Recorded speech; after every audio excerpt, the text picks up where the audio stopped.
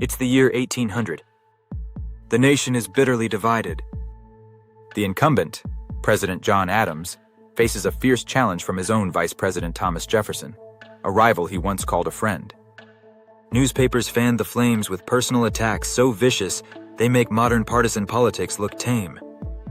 This is the election of 1800, a showdown that almost shattered the young republic and led to a constitutional crisis unlike any before. Campaigns turned vicious as the Federalists branded Jefferson an atheist and libertine, while the Republicans accused Adams of sliding toward monarchy with the Alien and Sedition Acts. When votes were counted, both Jefferson and his running mate Aaron Burr received 73 electoral votes, an unintended tie caused by the flawed process that made no distinction between votes for president and vice president.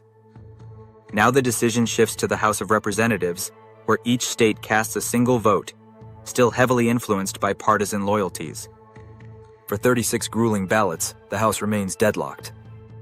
In the end, with strategic abstentions and the unexpected help of Alexander Hamilton, Jefferson edges out Burr and becomes president.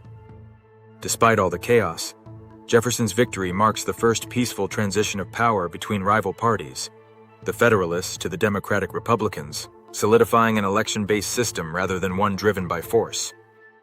However, this crisis exposed a fatal flaw in the electoral system. To prevent future ties and confusion, the 12th Amendment was passed in 1804, requiring electors to cast separate votes for president and vice president. The election reflected an existential fear in the early republic.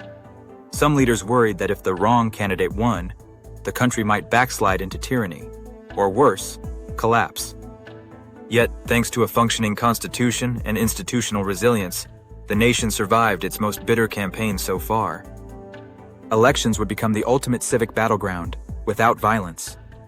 This marked a turning point in American democracy and set standards for how political transitions would unfold, legally, peacefully, and symbolically. The election of 1800 wasn't just politics, it was a battle for the soul of the republic. It tested the Constitution in ways no founder could have foreseen. But ultimately it held.